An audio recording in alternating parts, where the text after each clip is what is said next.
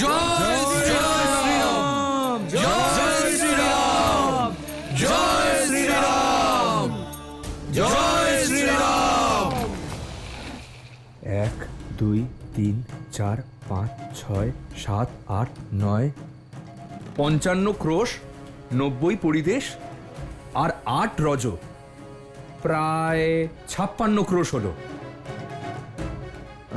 অর্থাৎ 1 2 3 4 অর্থাৎ 14 যোজন। 14 যোজন, 14 যোজন, 14 যোজন, 14 যোজন, 14 যোজন, 14 যোজন,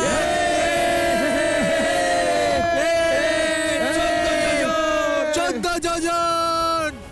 জয় শ্রীরাম, জয় শ্রীরাম। উৎসাহ খুবই ভালো, কিন্তু এখনো কাজ অসম্পূর্ণ। একদিনে কেবল 14 যোজন সেতু বানিয়েছি আমরা। জয় শ্রীরাম, জয় শ্রীরাম, জয় শ্রীরাম। যতক্ষণ 100 যোজন সেতু নির্মাণ না হচ্ছে ততক্ষণ আমরা আমাদের কাজ থামাবো না। প্রভু শ্রীরামের নাম নাও এবং কার্যে অগ্রসর হও। জয় শ্রীরাম, জয় শ্রীরাম, জয় শ্রীরাম, জয় শ্রীরাম, জয় শ্রীরাম, জয় শ্রীরাম।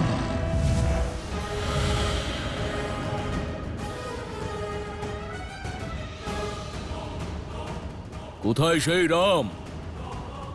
ওকে খুঁজে বের করে ওকে শেষ করে দেব। কাল ও সূর্যোদয় দেখতে পাবে না।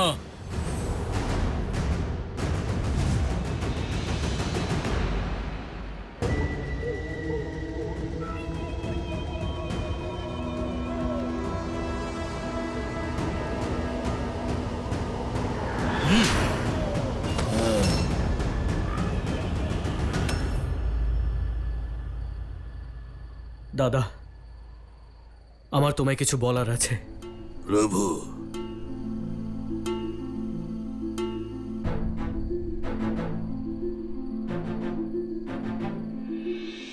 বলো লক্ষণ, সব ঠিক আছে তো?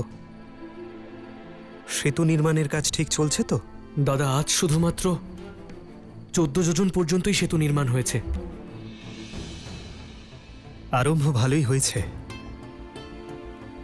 14 যোজন সেতু নির্মাণ যথেষ্ট? পর্যাপ্ত নয় দাদা, আমাদের কাছে সময়ই অবশিষ্ট নেই। যদি এইভাবে কাজ চলতে থাকে তাহলে 1 সপ্তাহেরও বেশি সময় লাগবে শুধুমাত্র সেতু নির্মাণ করতে। এক একটা দিন গুরুত্বপূর্ণ দাদা। যদি 14 বছর সম্পূর্ণ হওয়ার আগে আমরা অযোধ্যায় না পৌঁছই তাহলে অযোধ্যায় ভরত দাদা নিজের প্রাণ।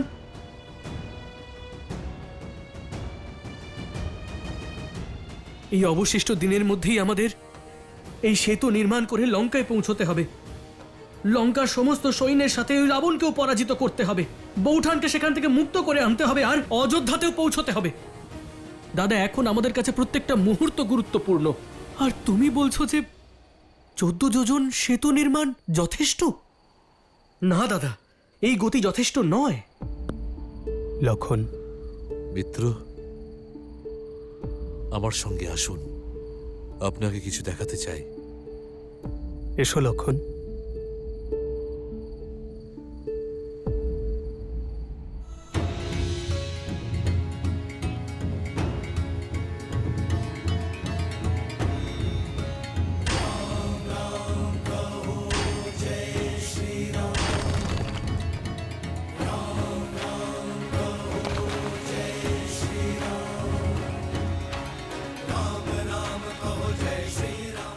দেখুন প্রভু, আমাদের বীর বানর সেনা মুহূর্তের জন্য থামছে না। দিন রাত সেতু বন্ধন করছে। তাহলে সমস্যা কি মিত্র? সামগ্রী। 100 যোজন সেতু বন্ধনের জন্য পাথর পর্যাপ্ত নেই।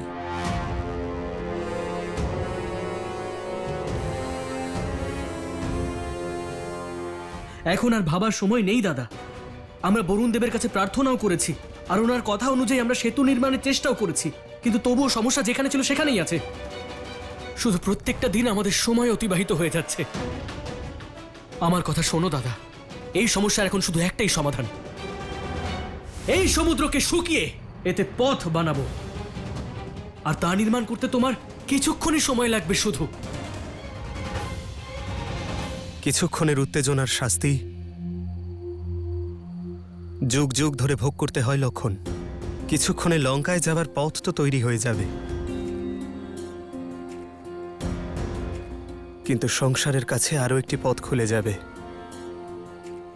যে যখনই কোনো সমস্যা আসবে চেষ্টা নয়, ক্রোধের প্রয়োগ করো। আর এই পথ সংসারের সর্বনাশের কারণ হবে লক্ষণ।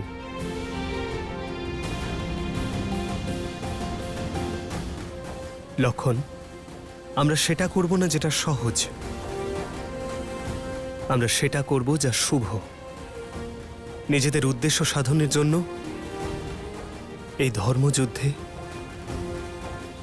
আমরা অধর্মের প্রয়োগ করব না।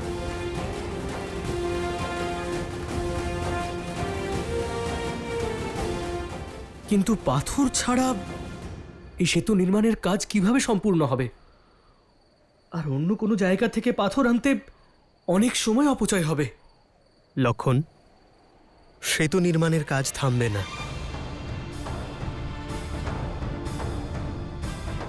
বরং দ্রুত গতিতে এগিয়ে যাবে।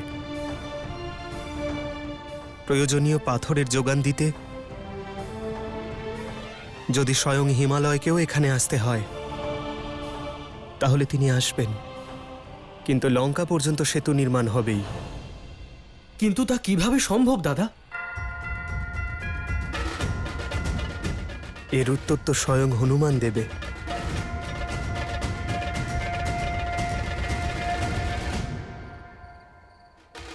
আমার প্রভু স্বয়ং যা বললেন তার না কোনো প্রশ্ন হয় আর না কোনো উত্তর। প্রভু শ্রীরামচন্দ্রের কাজ পূর্ণ করার জন্য স্বয়ং হিমালয়ে আসবেন। জয় শ্রীরাম।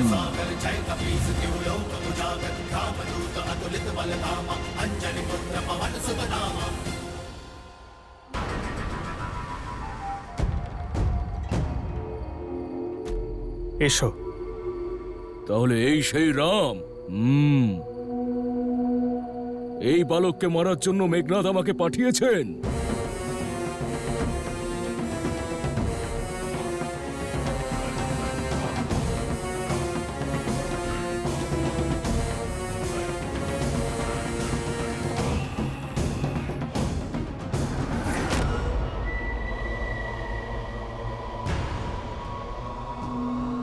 কি হলো দাদা? কিছু না লক্ষণ, তুমি ওদিকে নিরীক্ষণ করো যে সেতু নির্মাণ ঠিকঠাক হচ্ছে কিনা। বানরদের উৎসাহ দাও। যথা আজ্ঞা দাদা।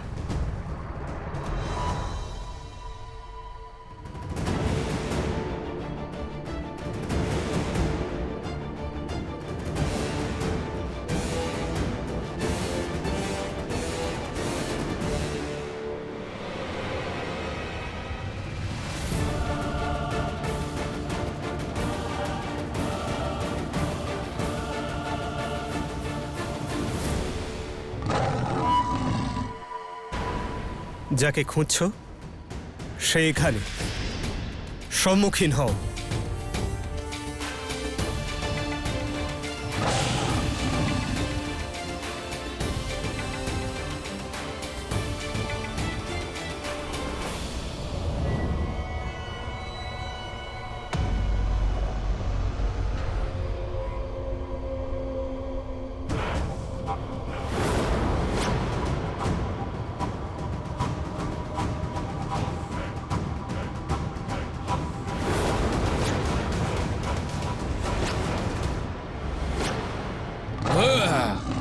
অদৃশ্য হয়ে যুদ্ধ করছো, এ কেমন বীরত্ব?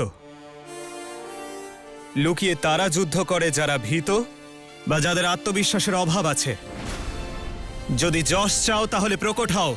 আমার যশ চাই না, প্রবচনও চাই না। ছলনায় কিংবা শক্তিতে লক্ষ্য পূরণ করতে হবে। যা হলো তোমার বধ।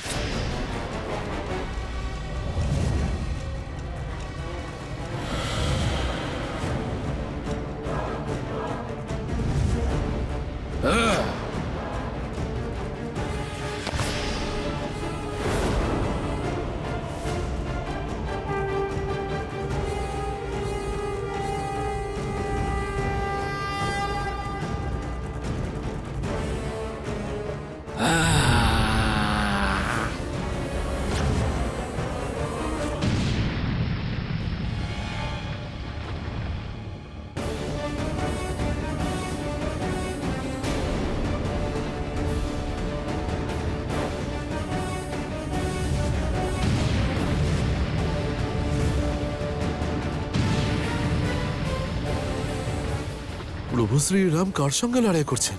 কাউকেই তো দেখতে পাচ্ছি না।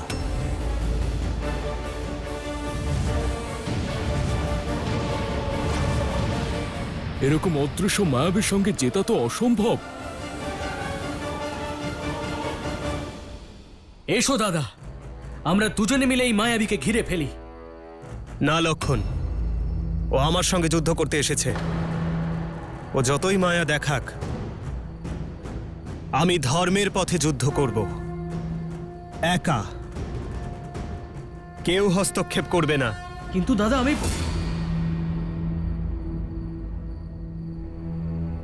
যথা আজ্ঞা দাদা।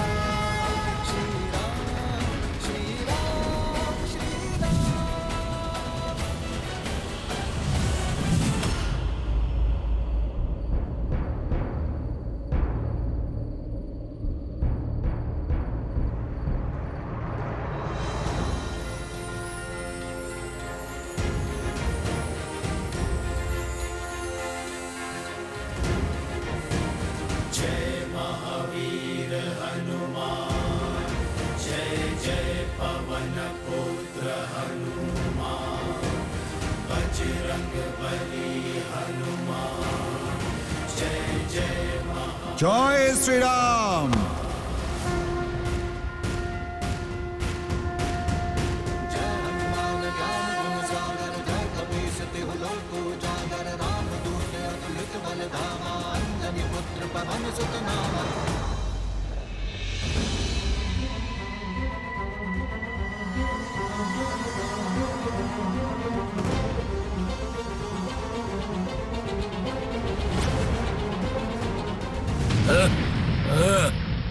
অন্তিমবার সতর্ক করছি, যদি আত্মসমর্পণ করো তাহলে প্রাণ নেব না তোমার।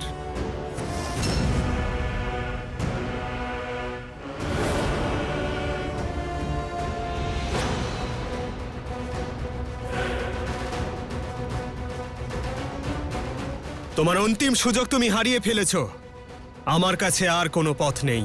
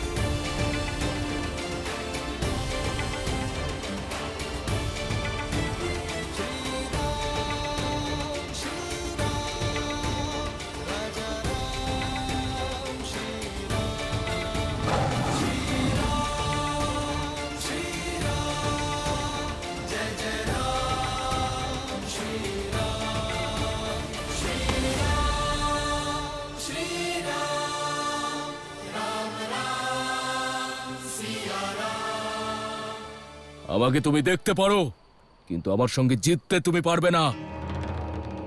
পালিয়ে যাও এখান থেকে, নইলে আমি তোমাকে এবং তোমার এই তুচ্ছ বানর সেনাকে একাই শেষ করে দেব। আমাকে হত্যা করতে এসেছো তো? তাহলে এসো, আমাকে হত্যা করো। আমি কথা দিচ্ছি, যদি সফল হও তবে আমার সৈন্য আত্মসমর্পণ করবে, ওরা চলে যাবে। অতিরিক্ত আত্মবিশ্বাস? তবে তোমায় শেষ করতে তো ভীষণই আনন্দ পাবো। খুব ভালো, এই সংসারও দেখবে রাম নিজের ধনুর বাণ নিয়ে এক নিরস্ত্রের সাথে লড়েছে, তবুও মারা পড়েছে। লক্ষণ,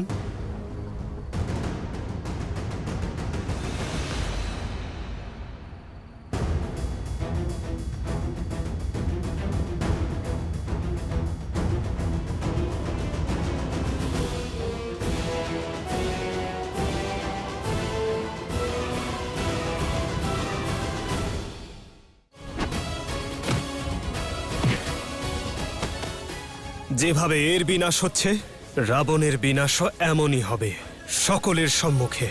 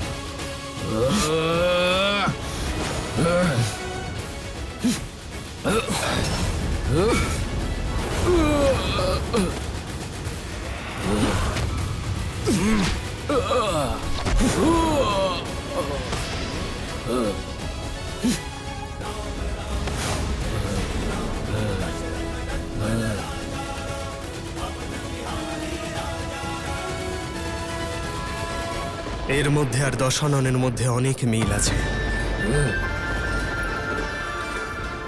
এ লুকিয়ে এসেছে আর ও লুকিয়ে এসেছিল, এও সুযোগকে অপমান করেছে আর ও করেছিল। তাই যেভাবে এর বিনাশ হচ্ছে, রাবণের বিনাশও এভাবেই হবে, সকলের সম্মুখে।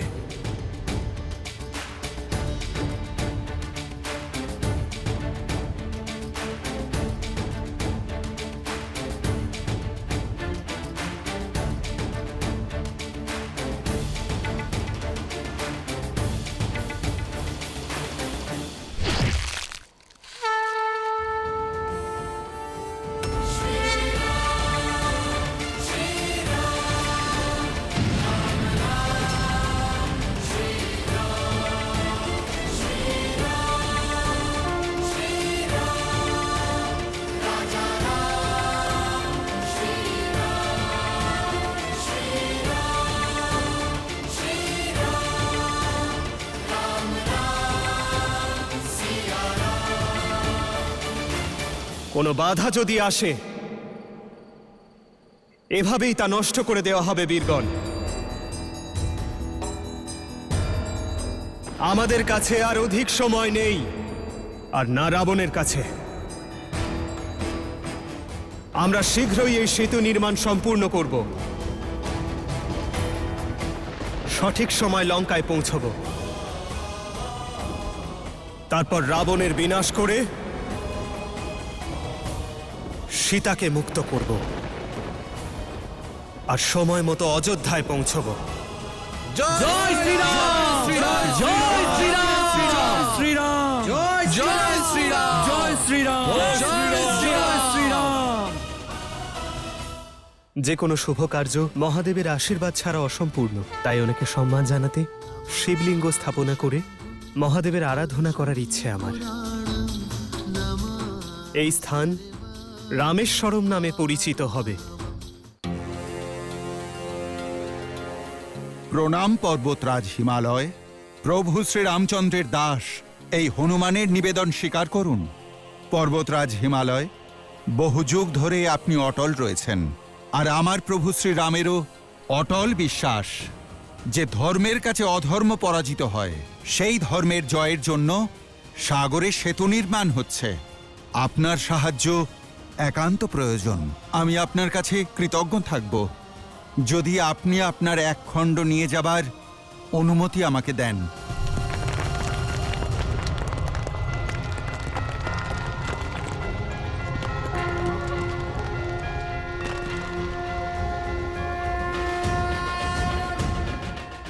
আপনার এই সহযোগিতা ইতিহাস সর্বদা স্মরণে রাখবে। জয় শ্রীরাম।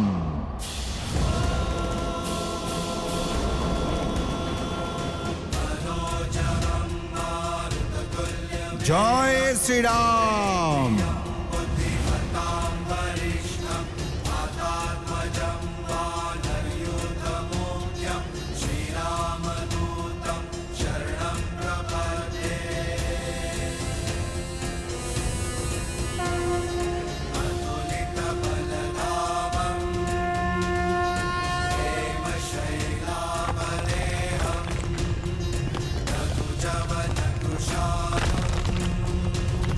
জয় শ্রীরাম।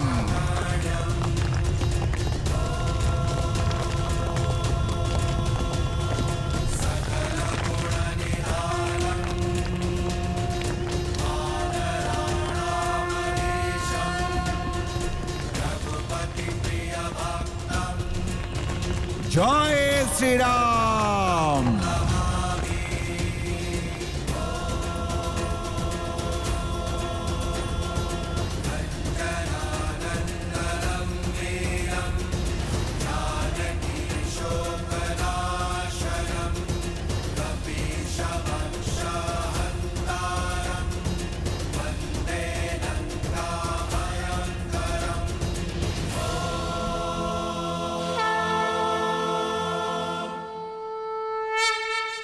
আজ রাতেই সেতু বন্ধন সম্পূর্ণ হয়ে যাবে। আজ্ঞা দিন যাতে আমরা রাবণ আর তার সৈন্য দলের বিনাশ করতে পারি। যে কোনো শুভ কার্য মহাদেবের আশীর্বাদ ছাড়া অসম্পূর্ণ, সেই জন্য ওনার আদর্শ স্বরূপ ওনার শিবলিঙ্গ স্থাপন করে মহাদেবের আরাধনা করার ইচ্ছে আমার। এই স্থান রামেশ্বরম নামে পরিচিত হবে।